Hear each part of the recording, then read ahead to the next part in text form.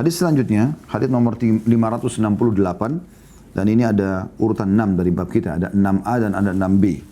6A-nya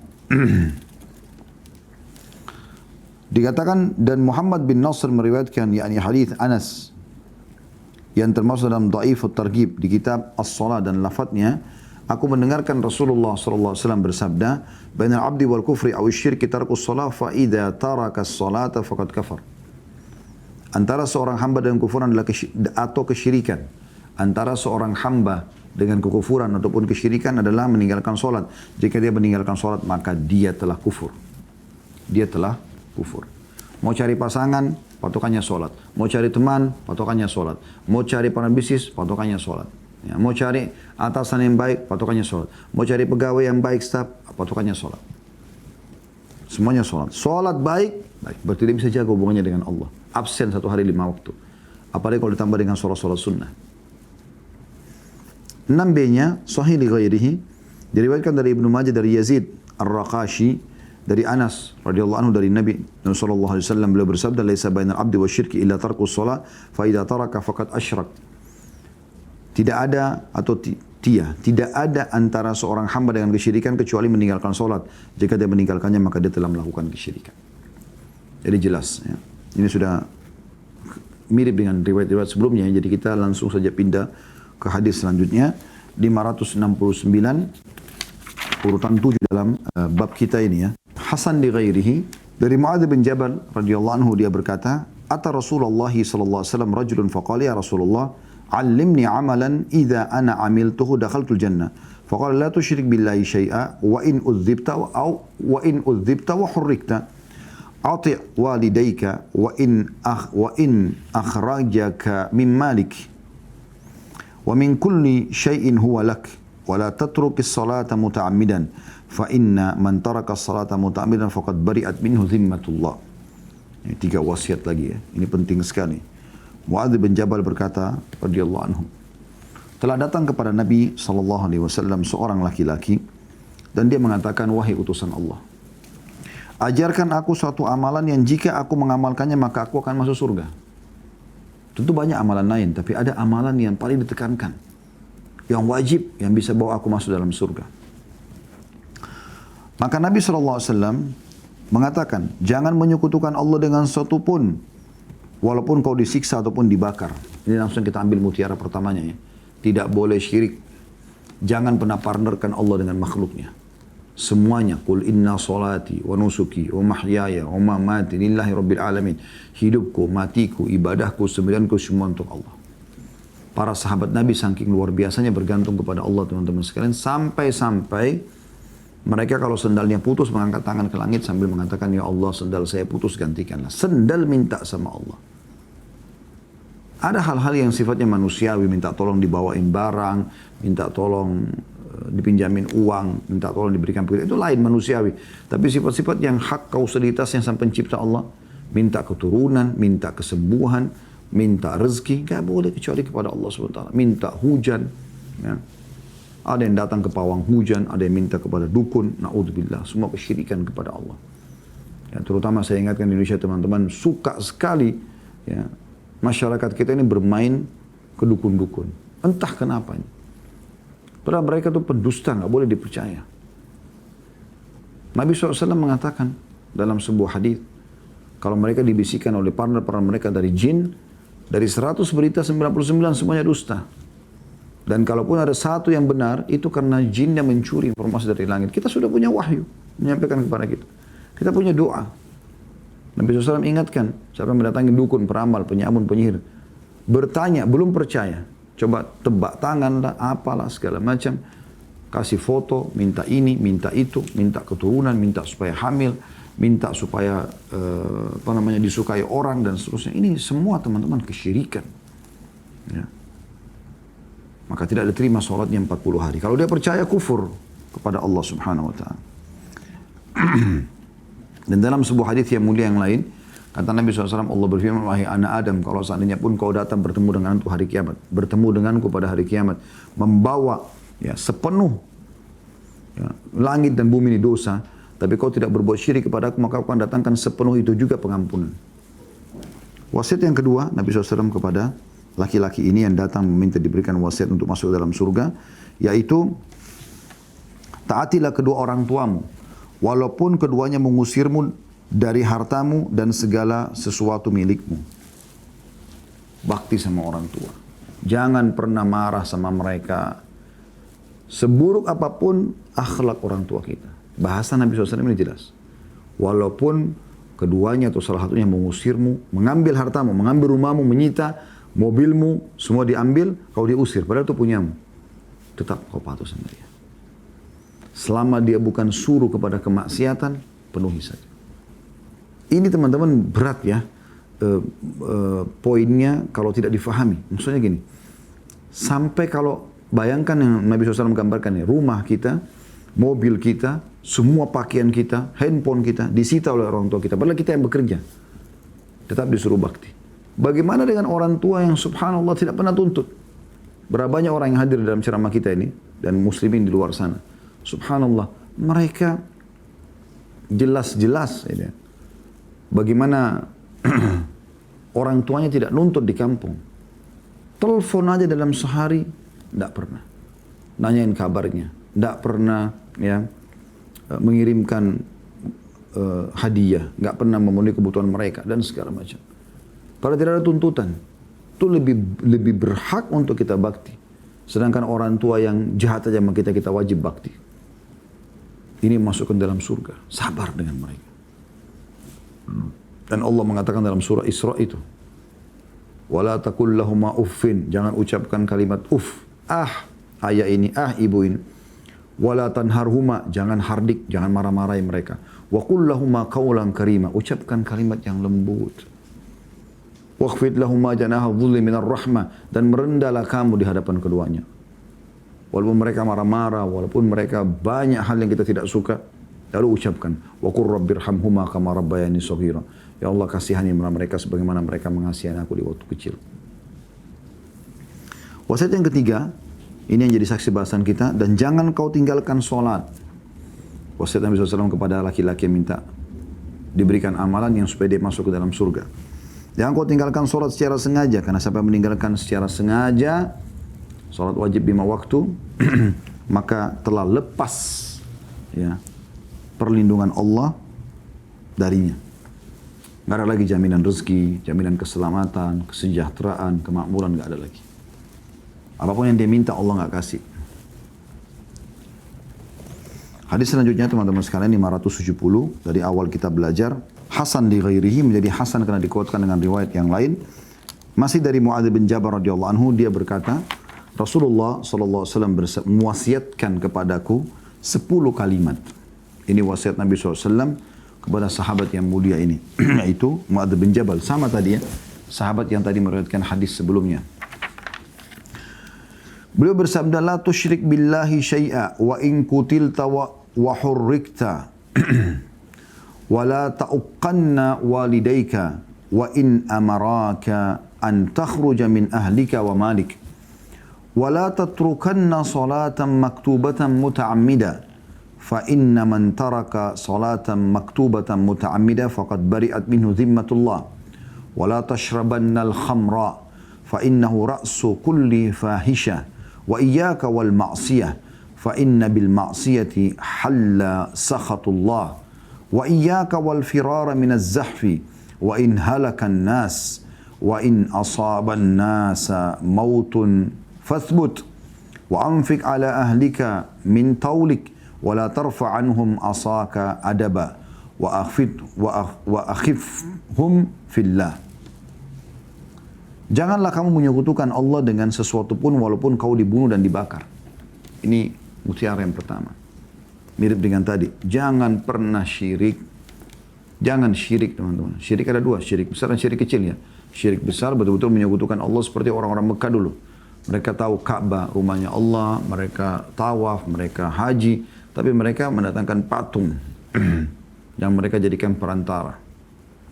Ya, nggak boleh percaya dengan apa namanya zodiak yang membawa kepada percaya dengan simbol-simbol tikus, naga.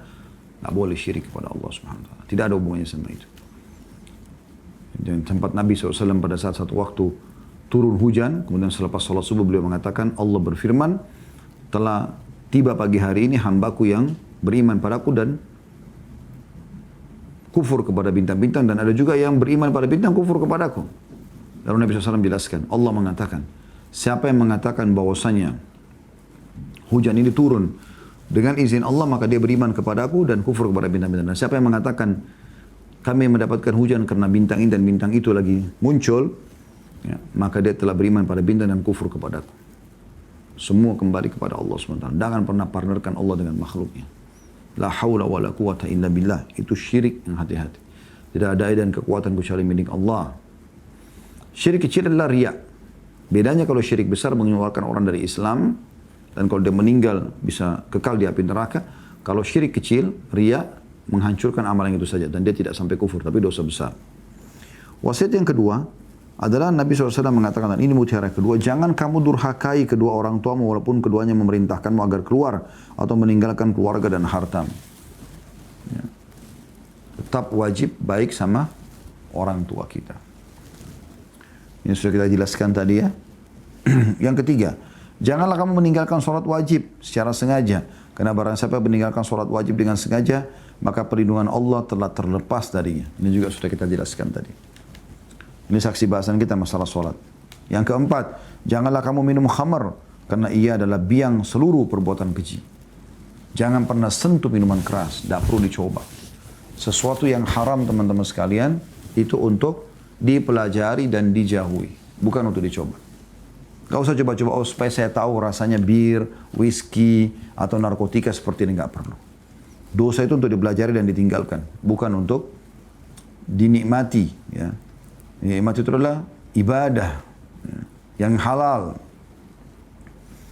Dan khamar ini subhanallah, kalau ada orang tidak mengerjakan misalnya pemerkosaan, pembunuhan, di saat dia sedang tidak mabuk, dia bisa kerjakan pada saat dia mabuk.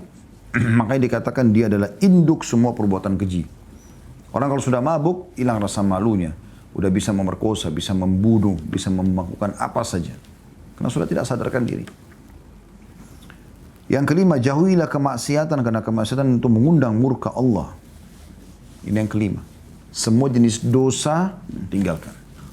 Walaupun khamr tadi adalah dosa, tapi di sini Nabi SAW mewasiatkan yang kelima adalah semua dosa. Dosa toleransi. Dosa artinya pelanggaran yang Allah larang. Tidak usah dikerjakan. Setiap ada peluang mengerjakan, jauhi. Kita butuh sabar teman-teman sekalian. Ada sabar dalam mengerjakan ketaatan kepada Allah. Seperti kita sholat, puasa, sabar. Duduk di majelis ilmu seperti ini butuh kesabaran. Ada sabar dalam meninggalkan maksiat. Semua kita punya peluang berzina, punya peluang berdusta, punya peluang menipu. Tapi kita sabar pada saat sedang datang godaannya. Dan yang ketiga, sabar dalam cobaan harian. Dan Allah subhanahu wa ta'ala menyebutkan ahli surga pada saat masuk dalam surga, para malaikat menyambut mereka sambil mengatakan, Salamun alaikum bima sabartum. Ya, keselamatan buat kalian. Selamat datang di surga ini.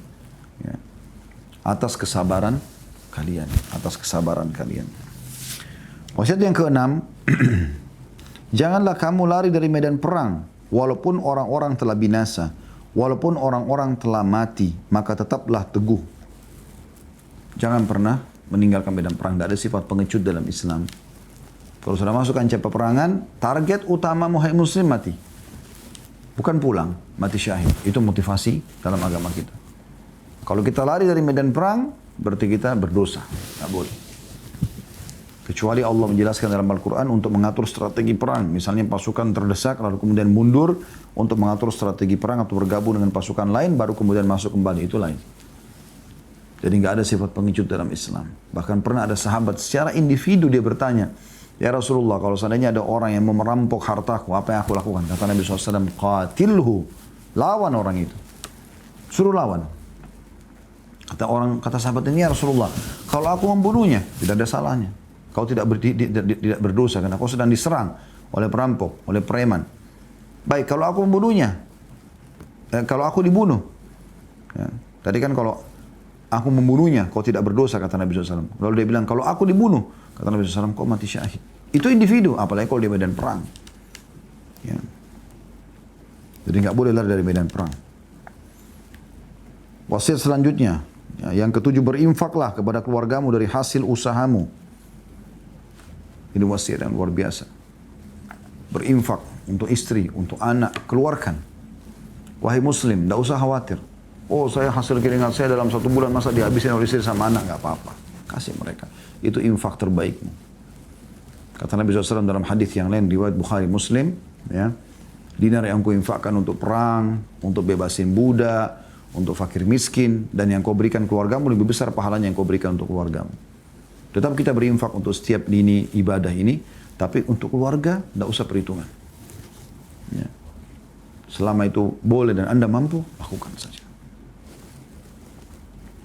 Yang kedelapan, jangan kamu mengangkat tongkatmu kepada mereka. Jangan pernah mengangkat tongkatmu untuk mereka. Untuk mendidik mereka. Artinya bukan dengan memukul. Tapi dengan wasiat, nasihat yang baik. Ya. Kemudian yang selanjutnya adalah buatlah mereka takut kepada Allah. Ya. Jadi yang pertama, jangan syirik. Yang kedua, jangan membantah orang tua. Yang ketiga, jangan meninggalkan sholat wajib. Yang keempat, jangan minum khamr. Yang kelima, jangan bermaksiat. Yang keenam, jangan lari dari medan perang.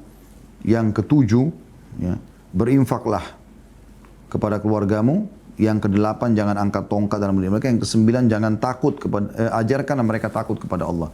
Sepertinya tadi ini ada poin yang terselip di sini, yaitu tetaplah teguh kamu. Jadi saya ulangi kembali, poin pertama adalah berbuat syirik, jangan syirik kepada Allah. Yang kedua, jangan durhaka dengan orang tua. Yang ketiga, ya, jangan tinggalkan sholat. Yang keempat, jangan minum khamr. Yang kelima, jauhi semua kemaksiatan. Yang keenam, jangan lari dari medan perang walaupun orang sudah binasa. Yang ketujuh adalah, masuk sini, tetaplah teguh. Ini wasiat yang ketujuh. Teguh artinya teguh di medan perang, jangan lari. Yang kedelapan, berinfaklah kepada keluargamu dari hasil kerjamu sendiri. Kemudian yang kesembilan, jangan angkat tongkat dalam mendidik mereka, jangan pukul mereka. Tapi doakan dengan lemah lembut, nasihati. Dan yang terakhir, ya, yang 10 adalah buatlah mereka takut kepada Allah Subhanahu wa Ta'ala. Jadi bagaimana kita menanamkan selalu teman-teman sekalian kepada anak-anak kita, Allah mengawasi, Allah melihat, jangan nak karena Allah larang. Begitu juga kepada istri, begitu juga kepada suami.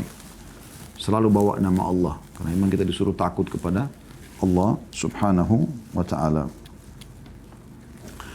Selanjutnya teman-teman sekalian, hadis nomor 571, urutan 9 dalam materi kita ini, Hasan li ghairihi, dari Umaymah, mantan hamba sahaya Rasulullah SAW, dia berkata, kuntu asubbu ala Rasulillahi SAW udu'ahu. Fadakhala rajulun faqala awsini. Faqala la tushrik billahi syai'a wa in qutti'ta wa hurrikta bin nar. Wa la ta'si walidayka. Wa in amaraka an takhalla min ahlika wa dunyaka fatakhalla. Wa la tashrabanna khamra. Fa innaha miftahu kulli syarr. Wa la tatrukanna salatan muta'ammida. Wa man fa'ala dhalika faqad bari'at minhu dhimmatullahi wa dhimmatu rasulih. Jadi riwayat ini mirip dengan tadi, tapi lebih sedikit. Kalau Mu'adz bin Jabal kan 10 wasiat tadi ya. Sudah kita bacakan. Maka yang ini berbunyi pada saat kata Umaymah radhiyallahu anhu, aku menuangkan air wudu untuk Rasulullah SAW. Tiba-tiba datang seorang laki-laki berkata kepada beliau, wasiatkan kepadaku wahai Rasulullah. Maksudnya berikan aku nasihat yang baik, yang bermanfaat. Maka beliau bersabda, janganlah kamu menyekutukan Allah dengan sesuatu walaupun kamu dipotong-potong dan dibakar dengan api. Ini sudah kita jelaskan tadi. Walaupun harus mati, yang penting jangan syirik. Dipaksa orang pun, tidak perlu. Tidak akan ikut. Apalagi kalau cuma diajak oleh orang untuk berbuat kesyirikan, tidak boleh sama sekali. Ada hukuman pun jangan. Yang kedua, jangan mendurhakai kedua orang tua walaupun keduanya memerintahkanmu agar berlepas diri dari keluarga dan hartamu. Ya. Jadi tetap bakti. Sampai Umar bin Khattab pernah menyuruh anaknya Abdullah bin Umar menceraikan istrinya. Karena setelah nikah sama wanita tersebut, kelihatan ibadah Abdullah bin Umar berkurang. Waktu Abdullah bin Umar laporkan kepada Nabi SAW, maka Nabi SAW mengatakan, ati' abak, patuhi ayahmu. Maka Abdullah bin Umar pun menceraikan istrinya. Kemudian yang ketiga adalah jangan minum khamar karena ia adalah kunci segala keburukan. Sudah kita jelaskan tadi. Karena orang kalau lagi mabuk bisa dia melakukan segala macam kemungkaran. Ini berbahaya. Ya. Kemudian yang keempat, janganlah meninggalkan sholat dengan sengaja karena barang siapa meninggalkan itu maka dia telah berlepas dari perlindungan Allah dan jaminnya dan jaminan Rasulnya sallallahu alaihi wasallam. Artinya orang yang sudah sholat tidak layak untuk dijadikan apapun. Bahkan tidak usah interaksi dengan mereka kalau meninggalkan sholat. Nah, ini luar biasa wasiat-wasiat Nabi alaihi salatu wassalam. Saya akan bacakan hadis yang terakhir teman-teman yang kita bahas pada kesempatan ini insyaallah. Kalau kita buka pertanyaan, yaitu hadis nomor 572. Urutan 10 dalam bab kita dengan sanad sahih. Sebenarnya hadis yang ke-11, ya, hadis yang ke-12, ya. Ini mirip dengan yang sama, bahkan hadis yang ke-13 teman-teman sekalian itu mirip dengan hadis-hadis sebelumnya ya. Maka kemungkinan besar saya akan bacakan, nanti tersisa sebuah hadis saja, ada 3 buah hadis yang kita bahas pada pertemuan akan datang nanti. Ya.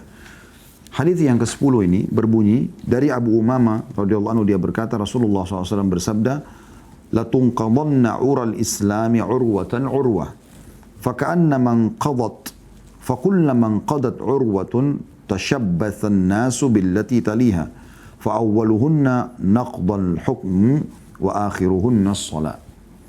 Tali Islam atau hukum dan syariatnya akan terlepas satu demi satu. Setiap kali satu ikatan terlepas, maka orang-orang berpegang teguh pada tali yang berikutnya. Tali ikatan yang pertama kali terbuka adalah hukum, dan tali terakhir adalah sholat. Hadis ini menjelaskan tentang mukjizat Nabi SAW, apa yang akan terjadi nanti, ya, setelah beliau meninggal SAW. Kalau tali-tali Islam ini, ya, syariat Allah SWT itu banyak, nanti akan terlepas satu persatu sampai menjelang hari kiamat nanti. Yang bermula dari hukum Islam, dan kita lihat sekarang subhanallah hukum Islam bisa dikatakan ditinggalkan oleh kaum muslimin.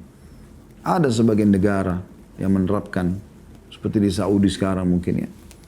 Tapi kebanyakan tidak mengerjakan, tidak menerapkan itu. Mereka anggap tidak perlu hukum Islam, tidak perlu memahami tentang ekonomi Islam, politik Islam, segala macam. Tidak perlu menerapkan hudud, ya, kisos, hukuman-hukuman bagi para pelaku kriminal misalnya. Itu dianggap semua tidak penting. Dan ini berbahaya sekali, gitu kan. Tapi itu sudah Nabi SAW beritakan. Dan setiap kali ditinggalkan satu, maka manusia mulai pindah ke tali sebelahnya lagi. Terus saja begitu, nanti akan ditinggalkan lagi, terus dilepas. Sampai yang terakhir nanti sholat. Dan yang maksud nanti terakhir adalah sholat ini di akhir zaman nanti. Karena nanti ada sebuah hadis yang menjelaskan tentang tanda-tanda hari kiamat teman-teman sekalian. Allah akan tiupkan nanti angin di akhir zaman nanti, ya, setelah meninggal habisnya Ya'juj Ma'juj, meninggalnya Dajjal dan segala macam, keluarnya hewan melata, nanti Allah akan tiupkan angin yang berhembus kemudian merenggut seluruh nyawa orang beriman sehingga tidak tertinggal kecuali orang-orang buruk saja. Mereka sudah meninggalkan sholat dan segala macam, maka pada mereka lah terjadi kiamat itu. Jadi itu yang dimaksud dari hadis ini. Kemudian saya tutup teman-teman dengan membaca tadi saya bilang hadis-hadis yang serupa makna dengan sebelumnya ya. Ini semakna di 473 dari awal kita belajar. Urutan 11 dari Ummu Aiman radhiyallahu anha, beliau berkata bahwa Rasulullah SAW bersabda, "La tatrukis salata muta'ammidan fa innahu man taraka as-salata muta'ammidan faqad bari'at minhu dhimmatullahi wa rasulih." Janganlah kamu meninggalkan salat dengan sengaja, karena barang siapa meninggalkan salat dengan sengaja maka perlindungan Allah dan Rasulnya terlepas darinya. Riwayat Ahmad dan Baihaqi. Ya. Tadi ini teman-teman sudah kita jelaskan tadi.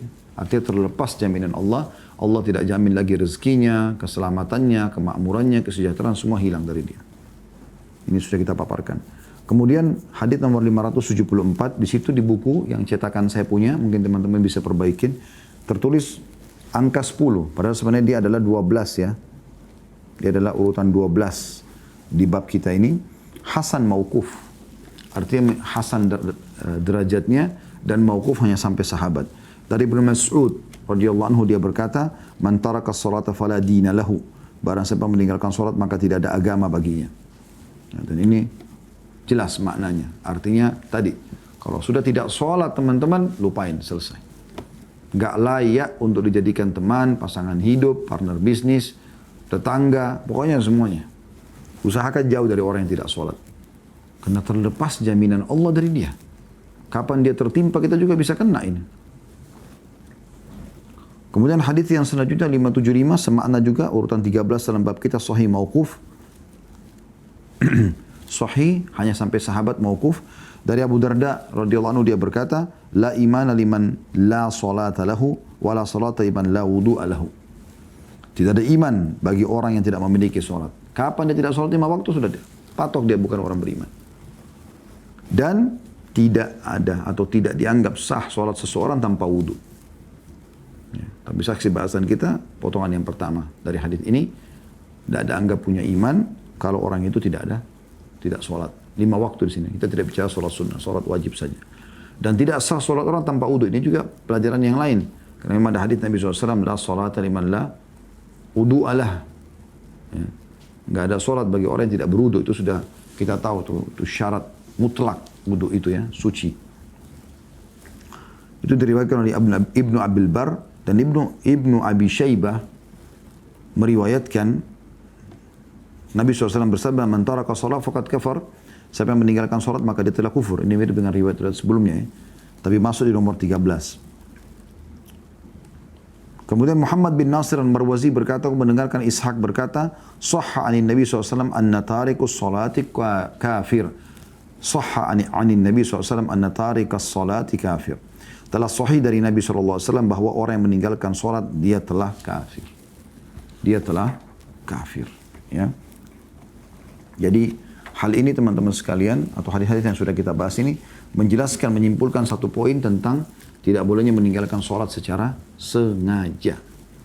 Kalau orang punya udur, tertidur, lupa, itu beda. Tapi saat kapan dia tinggalkan sengaja, maka dia telah kufur. Ini kesimpulan daripada penyampaian kita pada kesempatan ini. Dan insya Allah pertemuan kita tinggal sekali lagi, Jumat akan datang, kita akan tutup jilid 1 dan kita akan masuk 2 pekan dari sekarang, masuk ke jilid 2 dari buku kita ini ya. Dari Sahih At-Targhib Tarhib